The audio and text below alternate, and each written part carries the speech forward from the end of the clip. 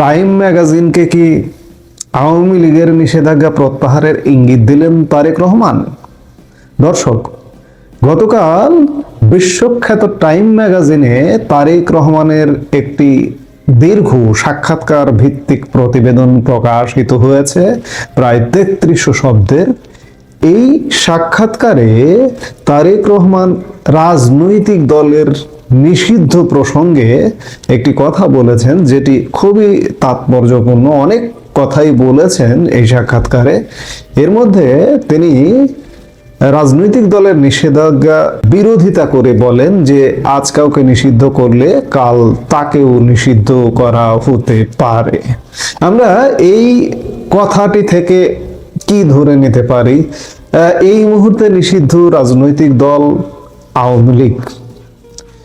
এই আওয়ামী লীগকে নিষিদ্ধ করা প্রসঙ্গে কি তারেক রহমান ভোটের 2 সপ্তাহ আগে এমন ইঙ্গিত দিলেন? এটা কেন করলেন?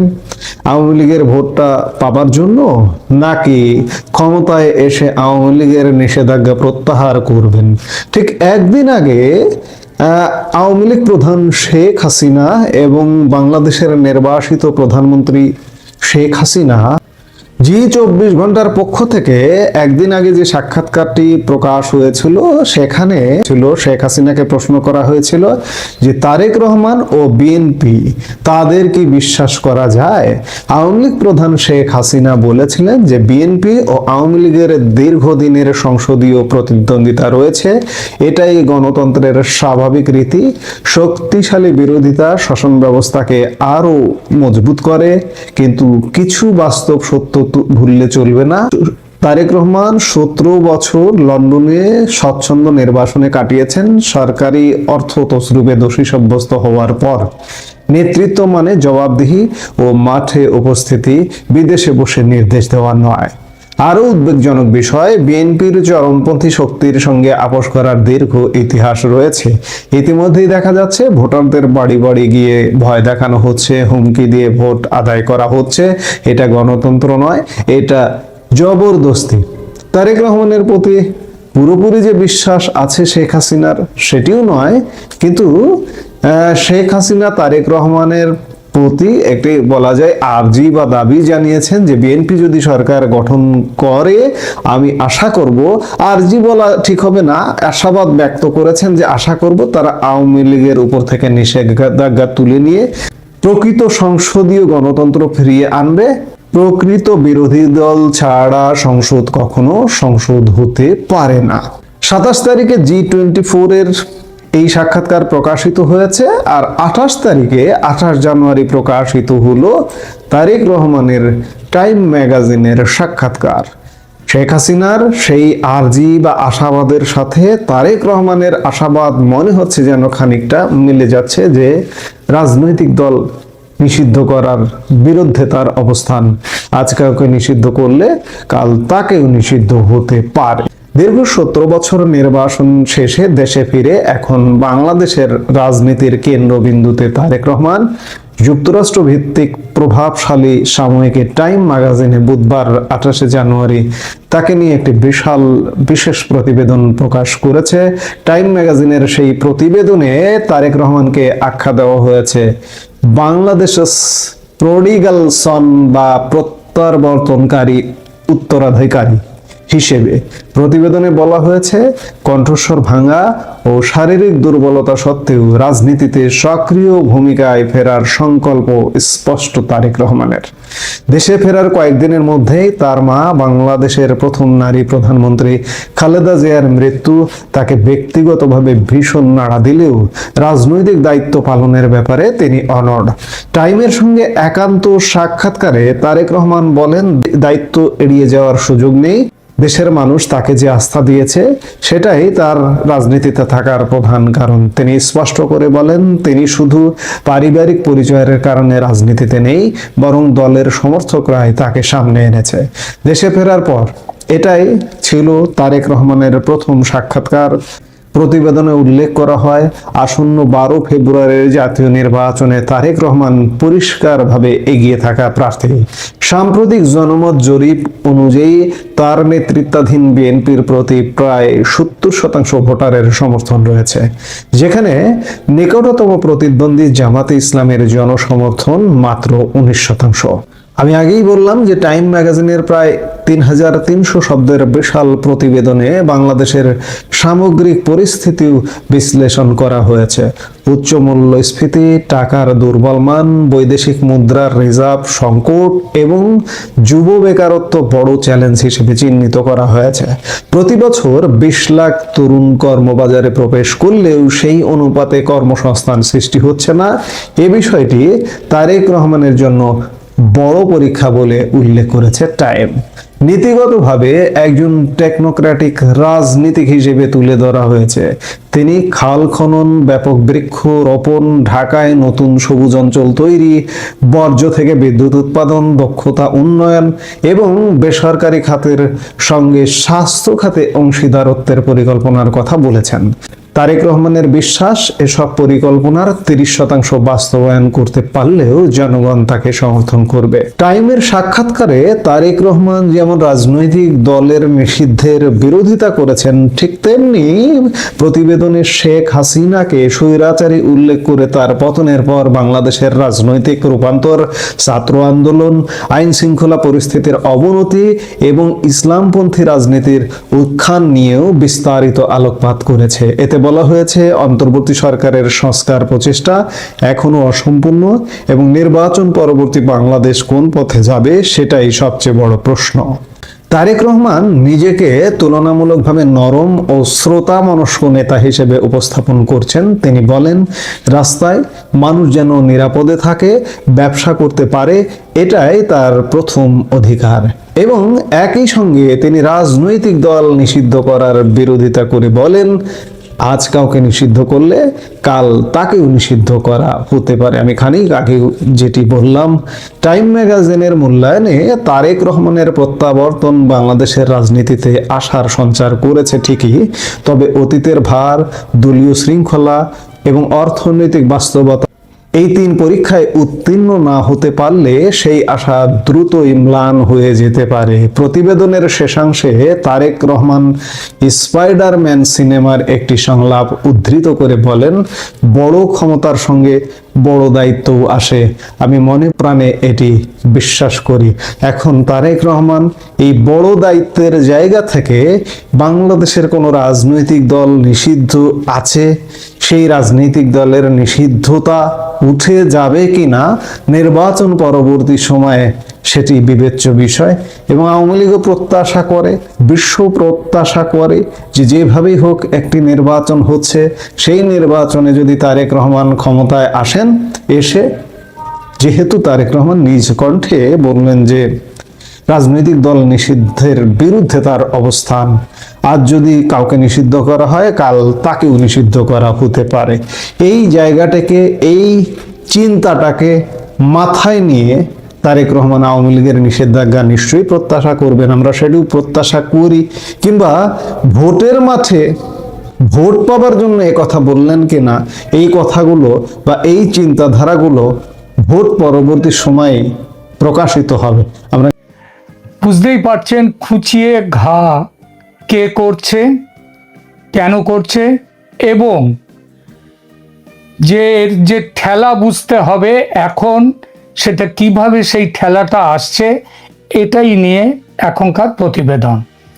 বাংলাদেশ ও ভারতের মধ্যে এখন এই মুহূর্তে যে সম্পর্ক, তা নিশ্চিতভাবেই ইতিহাসের সবথেকে তলানিতে থাকা সম্পর্ক। শুধু তাই নয়, একটি ভয়ঙ্কর জটিল সন্ধিক্ষণে সম্পর্কটা এসে দাঁড়িয়েছে।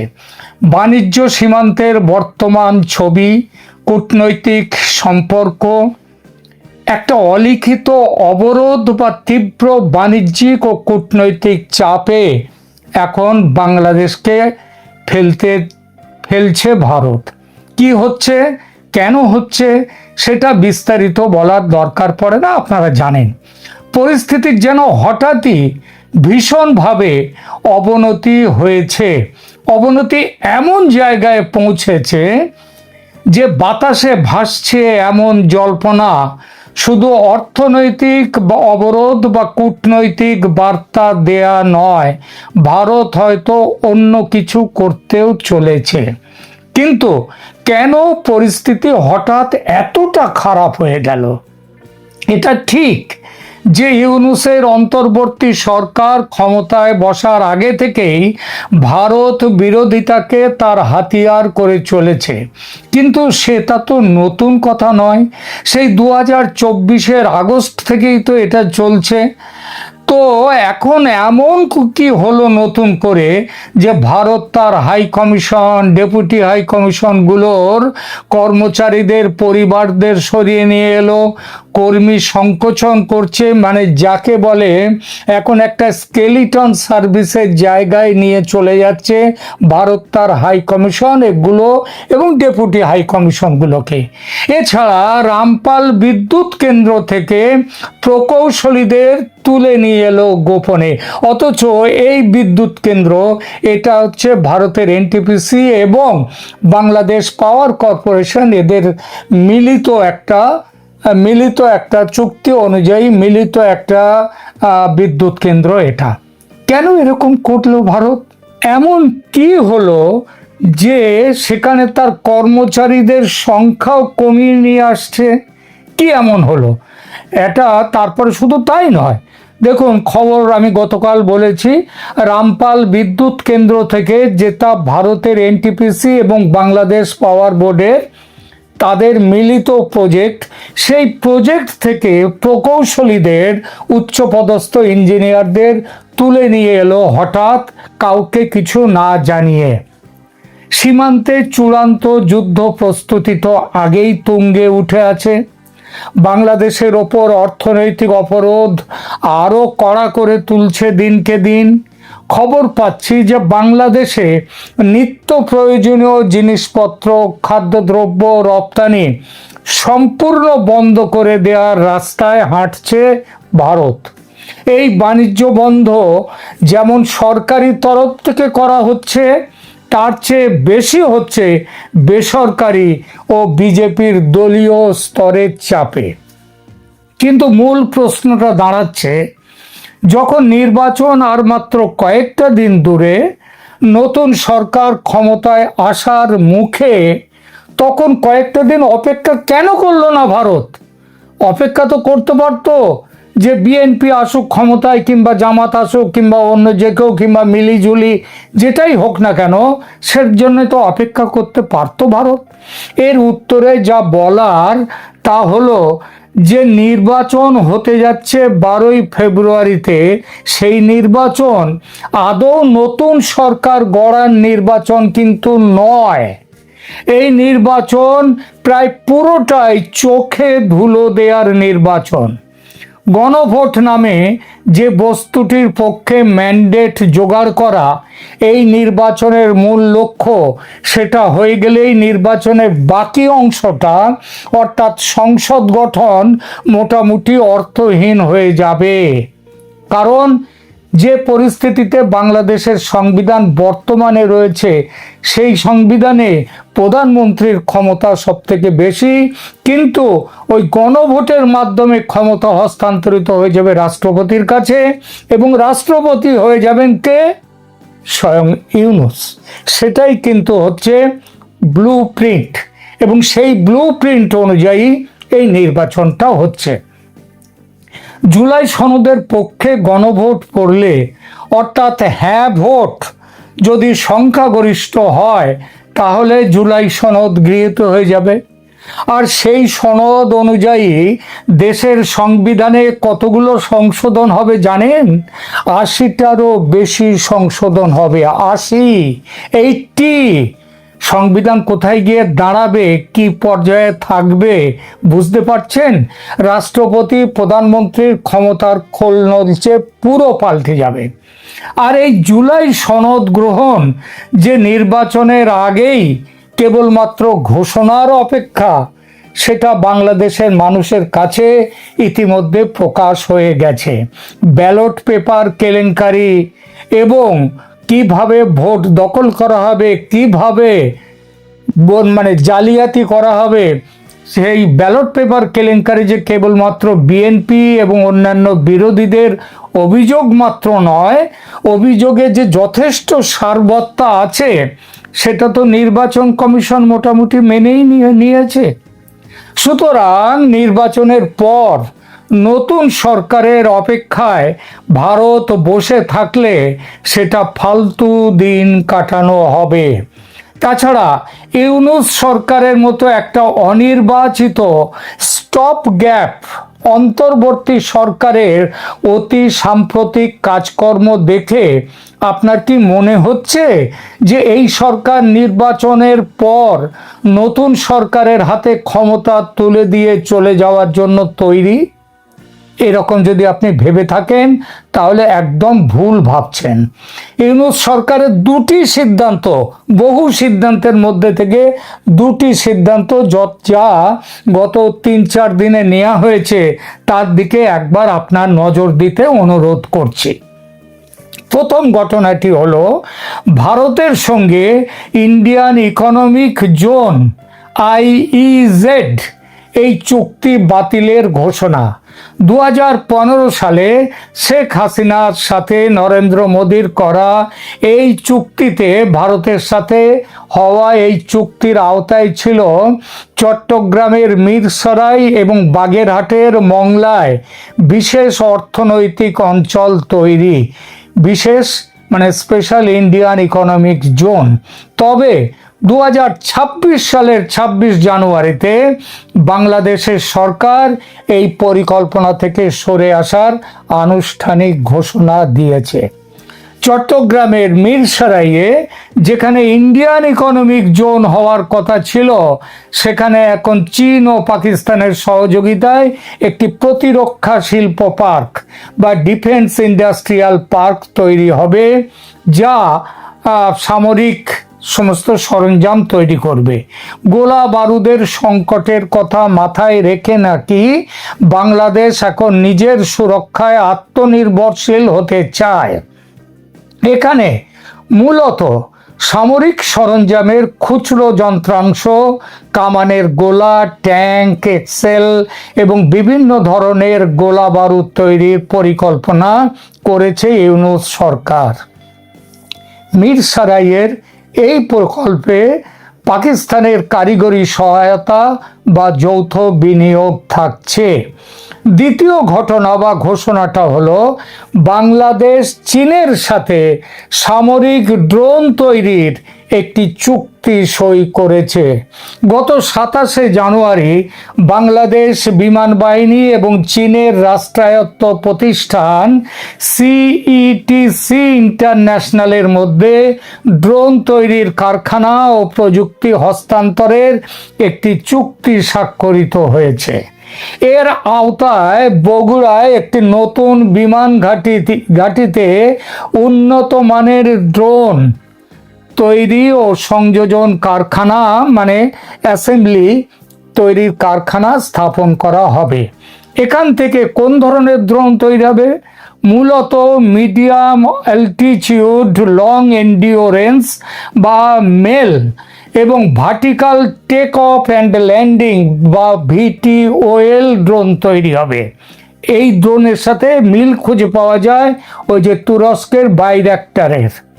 এই ড্রোনগুলো কেবল নজরদারি নয়, বরং আকাশপথে আক্রমণ এবং লজিস্টিক সহায়তায় দিতে সক্ষম। ভারত তাহলে কেন উদ্বেগের কারণ? ভারতের কেন? কারণ বগুড়ার যে ভৌগোলিক অবস্থান ভারতের জন্য অত্যন্ত সংবেদনশীল।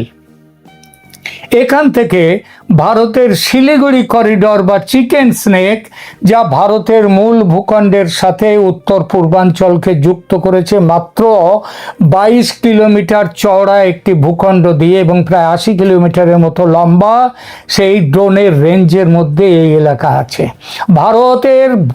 ভারত মনে করছে চীনের কারিগরি সহায়তায় তৈরি এই ড্রোনগুলোর মাধ্যমে বাংলাদেশ সীমান্ত ভারতের অভ্যন্তরীণ সামরিক গতিবিধির ওপর চীন পুরো নজরদারি চালাতে পারে।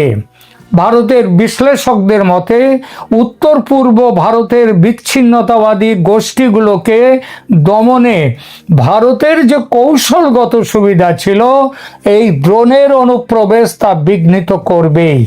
বলা বাহুল্য, এই ড্রোন বাংলা সরকারের সহযোগিতায় সে দেশের সন্ত্রাসবাদীদের হাতে পৌঁছতেও দেরি হবে না। যারা বলেন যে বাংলাদেশের যারা বলছেন যে বাংলাদেশের অধিকার আছে নিজের দেশের মাটিতে যে কোনো শিল্প, যে কোনো কারখানা তৈরি করার সার্বভৌম অধিকার আছে তাদেরকে পাল্টা বলা যায়, এই অধিকার কোনো অধিকারই সার্বভৌম হয় না। আমি আমার বাড়িতে লাশ কাটা ঘর তৈরি করতে পারি না, আমার প্রতিবেশীদের আপত্তি করার অধিকার আছে এবং সেই আপত্তিকে তারা তাদের ক্ষমতা অনুযায়ী প্রতিবাদ ও প্রতিরোধের জায়গায় নিয়ে যেতেই পারে, আর ভারত সেটাই করছে।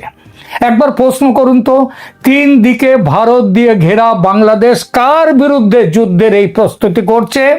আপনাদের হয়তো একটু ইতিহাসের দিকে পেছন দিকে ফিরে তাকিয়ে খোঁজ করলে দেখতে পাবেন মুজিবুর রহমান বঙ্গবন্ধু তিনি বলেছিলেন, আমাকে তো ভারত ঘিরে রেখে দিয়েছে, আমি কার সাথে যুদ্ধ করব? কারোর সাথে আমার যুদ্ধ করার দরকার নেই, আমার সামরিক বাহিনী নামমাত্র থাকলেই হলো, আমি আমার দেশকে সেই টাকা দিয়ে উন্নয়নের পথে নিয়ে যাব। তো সেই প্রশ্নটা এখন করা যায় যে তিন দিকে ভারত দিয়ে ঘেরা বাংলাদেশ কার বিরুদ্ধে যুদ্ধ প্রস্তুত করছে? আর একটা দিকে তো বেশিরভাগটাই আছে বঙ্গোপসাগর, নিশ্চয়ই পাকিস্তান বা চীনের বিরুদ্ধে নয়, ভারতের বিরুদ্ধে। সুতরাং ভারতকে এতদিনে বিষয়টা গুরুত্ব নিয়ে দেখতে হচ্ছে এবং দেখতে হবে। এবার সেটাই করতে চলেছে ভারত, এটাই বিশ্লেষকদের অনুমান। এবার শুধু অর্থনৈতিক অবরোধ বা কূটনৈতিক প্রতিবাদ করে বসে থাকবে না ভারত। এই যে একে একে বন্ধ করে দিচ্ছে বাংলাদেশের সঙ্গে যোগাযোগের সব রাস্তা, এর পেছনে আরো বড় উদ্দেশ্য আছে ভারতের। সেই উদ্দেশ্য নির্দিষ্ট কিছু এলাকায় ঝটিতি কোনো সার্জিক্যাল স্ট্রাইক হতে পারে, কিংবা তার চেয়ে বড় মাপের অপারেশন সিন্দুরের মতো আক্রমণ হতে পারে।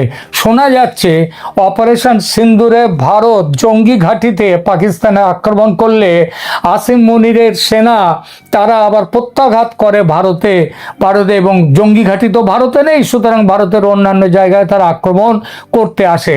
তা বাংলাদেশেও নাকি পাকিস্তানের আসিম মুনিরের মতো মোহাম্মদ ইউনূসও নাকি প্রত্যাঘাতের কথা ভেবে রেখেছেন। এই ভেবে রাখাটা কি জানেন? এই ভেবে রাখাটা বলতে হবে বিনাশকালে বিপরীত বুদ্ধি। বলবেন কিনা ভেবে নিন, আপনার মতামত দিন। এখানে